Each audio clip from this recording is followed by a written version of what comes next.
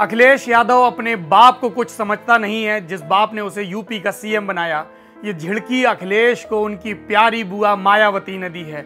आज सवेरे की सबसे बड़ी सुर्खी ये है कि मायावती ने प्रेस को इंटरव्यू दिया। मायावती अब तक प्रेस कॉन्फ्रेंस में आती थी, लिखा हुआ बयान पढ़ती थी, सवालों के जवाब नहीं देती थी, मगर इस बार जवाब आए हैं और उनके तमाम राजनीतिक निहितार्थ भी हैं। बीजेपी पर हमला बोलते हुए मायावती ने कहा कि उनके पास मुख्यमंत्री का चेहरा नहीं है और जिस दिन वो सीएम के लिए कैंडिडेट का ऐलान करेंगे, बाकी जातियों के वोट बिदक जाएंगे। मायावती इतने पर ही नहीं रुकी, उन्होंने बीजेपी की धज्जियां उड़ाते हुए कहा उनके पास 403 सीटों के लिए कैंडिडेट तक नहीं है। जाहिर सी बात है कि ये मायावती का बड़बोलापन है।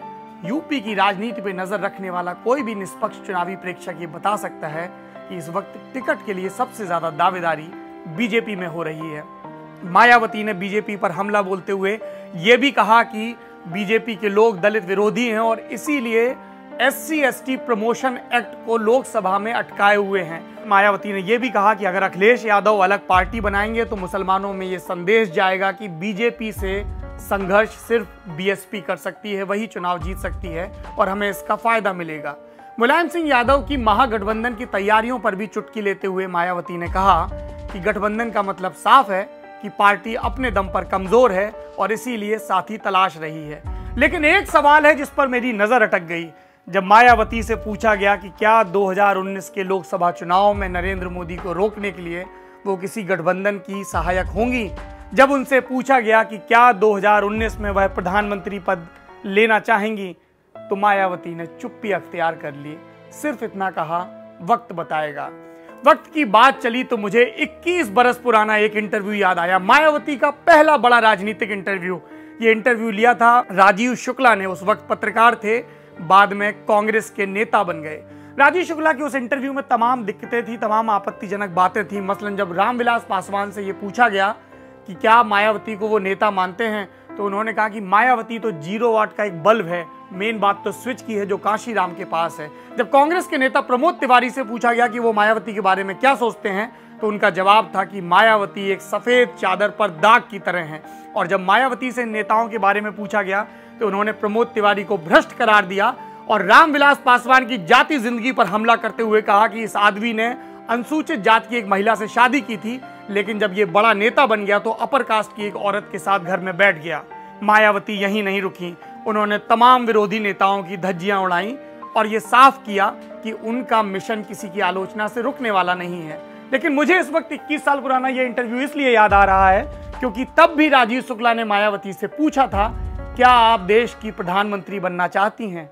मायावती राजनीति में, कैमरे के सामने की राजनीति में नहीं थी। इस सवाल पर चौंक गई। उनका जवाब बहुत संतुलित नहीं था, लेकिन फिर ठहर कर उन्होंने ये कहा कि इस देश का दलित शोषित समाज चाहेगा तो मैं प्रधानमंत्री की कुर्सी पर बैठूंगी। क्या मायावती कभी प्रधानमंत्री की कुर्सी के करीब पहुंच पाएंगी या पहुंची भी हैं? एक मौका ऐसा आया जब लगा कि बसपा की सुप्रीमो की दावेदारी बहुत मजबूत है और ये साल था 2009 का। लेफ्ट की पार्टियां अपने पुराने सखा मुलायम सिंह यादव से बेतरह नाराज थीं। मुलायम सिंह ने आखिरी वक्त में उनको गच्चा देकर यूपीए की सरकार को न्यूक्लियर डील के मसले पर बचा लिया था और तब प्रकाश करात मायावती को लेकर तमाम दूसरी राजनीतिक पार्टियों से जो बीजेपी और कांग्रेस के खिलाफ गोलबंदी के लिए तैयार थीं, एक मोर्चा बनाने की कोशिश कर रहे थे। प्रकाश करात को लग रहा था कि यूपी की सीएम अपने दम पर बसपा को सत्ता में लाने वाली मायावती इस मोर्चे की अगवा हो सकती हैं, लेकिन 2009 का जनादेश यूपीए को मिला और उसके बाद से मायावती की राजनीतिक जमीन लगातार कमजोर होती रही। 2012 में वो यूपी का चुनाव हारी, हालांकि वोटों के मामले में ज्यादा फर्क नहीं था अगर परसेंटेज की बात करें। 2014 के चुनाव में उन्हें सबसे बड़ा झटका लगा जब पूरे देश में बसपा को एक भी लोकसभा की सीट नहीं मिली। लेकिन इसके आधार पर मायावती को उनके राजनीतिक विरोधी भी खारिज नहीं कर सकते हैं। मायावती और तमाम नेताओं ने बयानों के बाण छोड़ने शुरू कर दिए हैं। ये उत्तर प्रदेश का चुनाव है, हर रोज नए मुहावरे गढ़ेगा। DillallanTop.com पर यूपी और देश की सियासत के तमाम किस्सों और हलचलों के साथ हम फिर हाजिर होंगे। शुक्रिया।